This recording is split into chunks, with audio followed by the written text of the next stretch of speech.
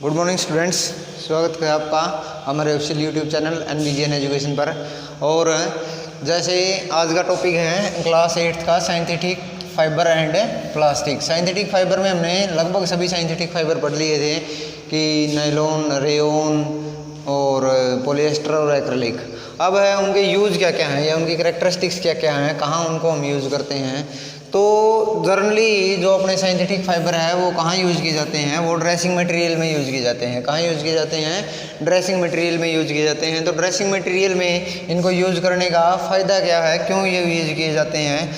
क्योंकि आपको पता है कि यदि आप एक रेनी डे में यानी बरसात के दिन समय आप किस प्रकार का कपड़ा या किस प्रकार का छत्ता बाहर लेके जाना पसंद करते हैं, क्या वो नेचुरल फाइबर होता है यानी क्या वो यार्न का बना होता है, ऊन का बना होता है, या वो पॉलिएस्टर का बना होता है। तो इसीलिए क्योंकि जो साइंथेटिक फाइबर है मैन मेड फाइबर हैं, वो आपके क्या हो जाते हैं, दे ड्राई अप क्विकली, आसानी से वो सूख जाते हैं। ड्यूरेबल, लेस एक्सपेंसिव, कम खर्चीले होते हैं। रेडीली अवेलेबल, आसानी से मिल जाते हैं। एंड इजी टू मेंटेन, और उनको रख रखाव का जो खर्चा होता है ना, वो भी क्या होता है, कम होता है as compared to natural fibre. इसीलिए जो साइंथेटिक फाइबर हैं उनका हम ज़्यादा प्रयोग करते हैं किस समय, as compared to natural fibre. Natural fibre की बजाय जो साइंथेटिक फाइबर हैं उनका हम ज़्यादा यूज़ करते हैं। नेक्स्ट जो अपना टॉपिक है इस चैप्टर में वो है प्लास्टिक। जैसे साइंथेटिक फाइबर यहाँ कंप्लीट होता है, इसके बाद जो नेक्स्ट जो अपना टॉपिक है वो है अपना प्लास्टिक।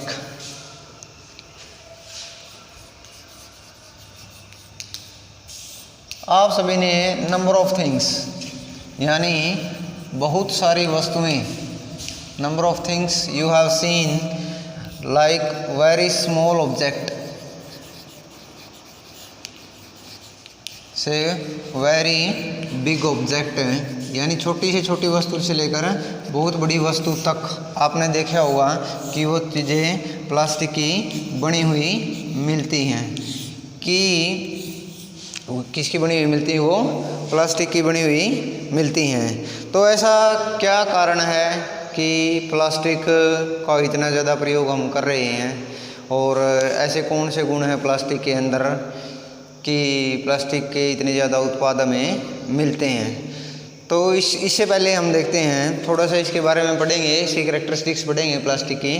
प्लास्टिक के पहले टाइप्स देख लेते हैं कि कितने टाइप्स का होता है प्लास्टिक। तो प्लास्टिक के दो टाइप होते हैं जनरली। कौन से? एक तो होता है आपका थर्मोप्लास्टिक, दूसरा होता है थर्मोसेटिंग प्लास्टिक। तो दो टाइप होते हैं प्लास्टिक के, एक तो होता है थर्मोप्लास्टिक और दूसरा कौन सा होता है, thermosetting plastic. Thermosetting plastic, thermoplastic और थर्मोसेटिंग प्लास्टिक। तो थर्मोप्लास्टिक कौन सा होता है? देखो, जब भी हमें प्लास्टिक के ऊपर किसका प्रभाव देखते हैं, हीट का प्रभाव देखते हैं, यानी ऊष्मा का प्रभाव देखते हैं, यानी आपको उसके नज़दीक लेके जाते हैं, तो वो प्लास्टिक थर्मोप्लास्टिक होता है जो हीट की प्रेजेंस में जल्दी से क्या हो जाता है, डिफॉर्म्ड हो जाता है हीटिंग करने के बाद, यानी अपने रूप से विचलित हो जाता है, यानी जिसको हम आसानी से एक रूप से दूसरे रूप में बदल सकते हैं। तो थर्मोप्लास्टिक कौन सा प्लास्टिक होगा? सच प्लास्टिक्स विच easily gets deformed upon heating।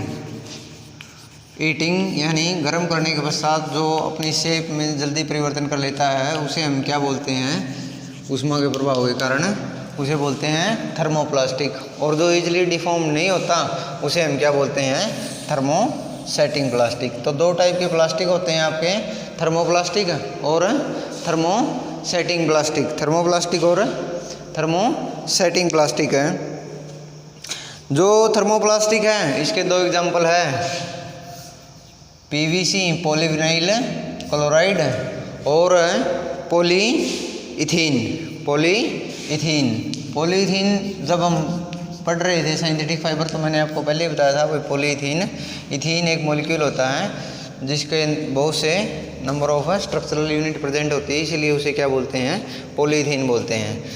और थर्मोसेटिंग प्लास्टिक की डेफिनेशन इसी प्रकार से लिखेंगे, such plastic which does not easily deformed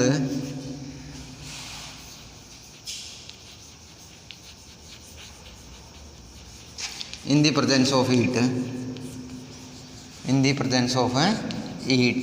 उसे हम क्या बोलते हैं, थर्मोसेटिंग प्लास्टिक बोलते हैं। इसके यदि आप एग्जांपल देखना चाहो तो इसके होता है, एक तो बैकलाइट होता है भाई, बैकलाइट इसका एक एग्जांपल होता है। और भी एग्जांपल होते हैं, मेलामाइन होता है, मेलामाइन भी थर्मोसेटिंग प्लास्टिक का ही एग्जांपल होता है।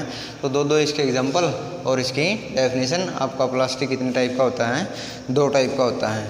तो प्लास्टिक को हम इतने ज़्यादा रूपों में देखते हैं, इसका क्या कारण है वो हम देखेंगे कि प्लास्टिक जो है वो इतना प्रयोग में क्यों लाया जाता है। फर्स्ट जो चीज़ है कि आपने देखा होगा प्लास्टिक जो होता है वो नॉन रिएक्टिव होता है।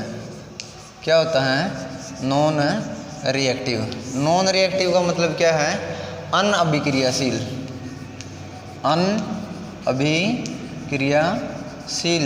यानी जिस प्रकार हम लोहे को बाहर छोड़ देते हैं तो कई दिनों बाद आपने देखा होगा कि उसके ऊपर एक अलग रंग की परत जम जाती है, जिसे हम क्या बोलते हैं जनरली, जिसे बोलते हैं रस्टिंग ऑफ आयरन, यानी लोहे को जंग लगना। तो उसी प्रकार से जो प्लास्टिक है यदि उसको हम बाहर छोड़ें तो उसके ऊपर कोई अन्य कलर की परत नहीं जमती, या आपने देखा होगा कि वो एज इट इज पड़ा रहता है। तो इसलिए क्या है, प्लास्टिक इज नॉन रिएक्टिव है, it does not react with acid और मॉइस्चर।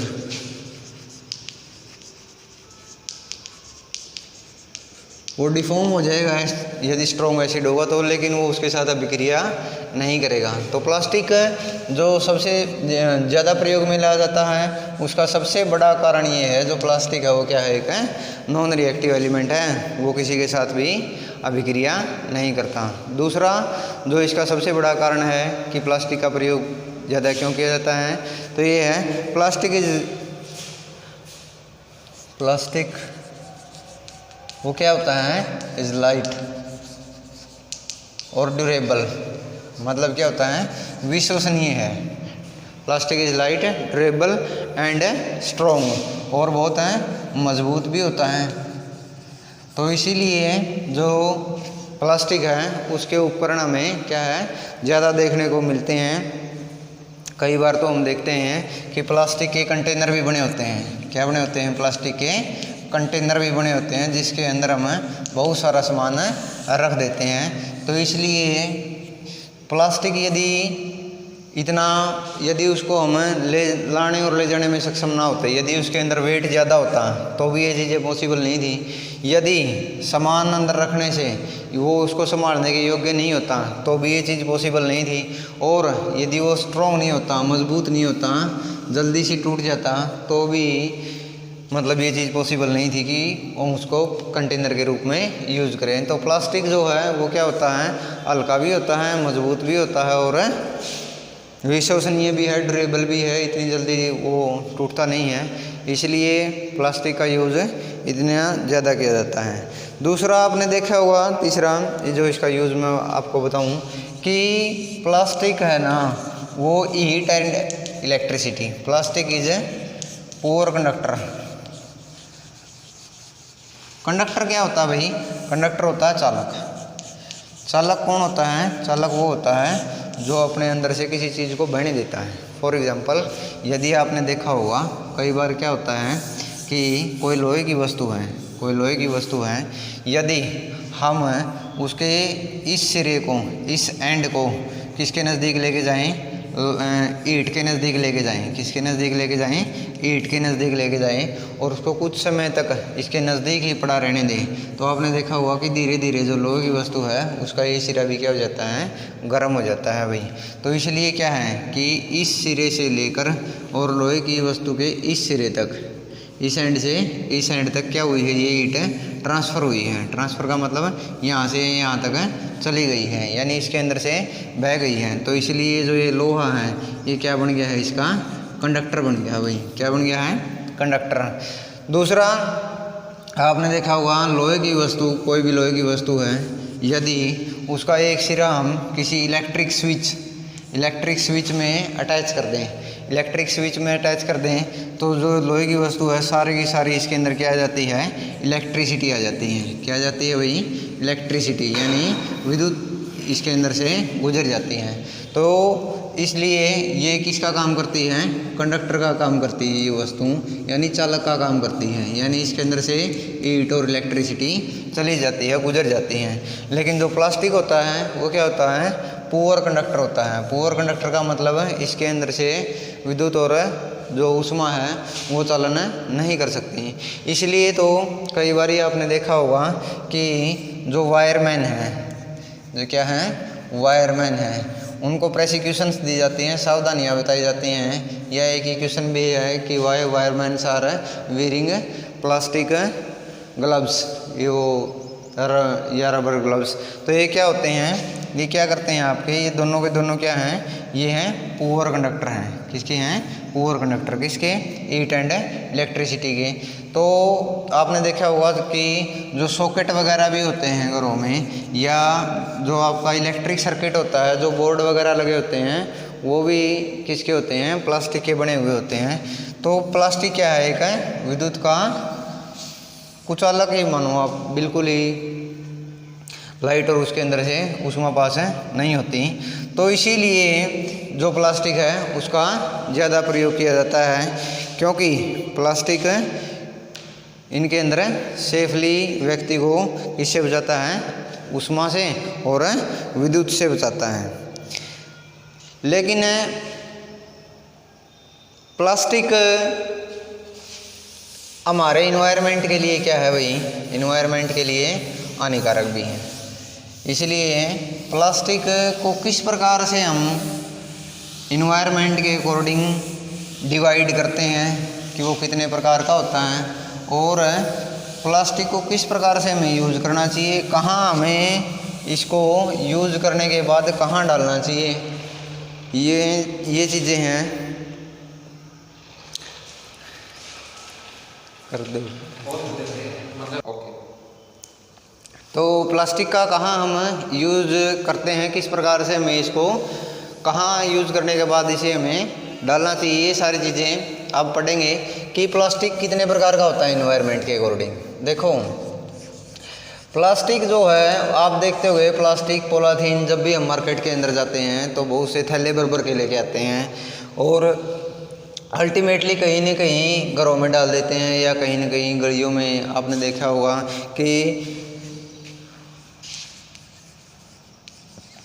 जो सीवरेज वगैरह है या जो गांव की जो गलियां हैं उनके अंदर क्या है, वो पॉलीथीन कहीं ना कहीं इकट्ठा हो जाती हैं और फिर उसको क्या कर देती हैं, ये ब्लॉक कर देती हैं। इसलिए एक बार के लिए गवर्नमेंट ने पॉलीथीन को बैन किया हुआ है।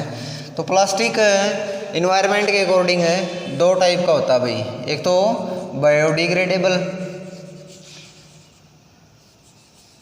बायोडिग्रेडेबल और एक क्या होता है, non biodegradable.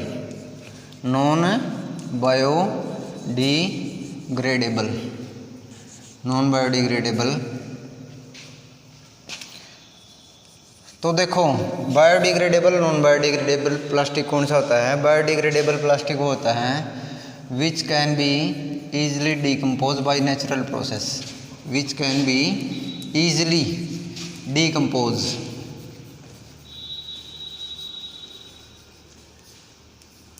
Decompose by natural process, यानी नेचर के द्वारा जिसको क्या किया जा सकता है, डिकम्पोज किया जा सकता है, तोड़ा जा सकता है। उसे हम क्या बोलते हैं, बायोडिग्रेडेबल प्लास्टिक बोलते हैं।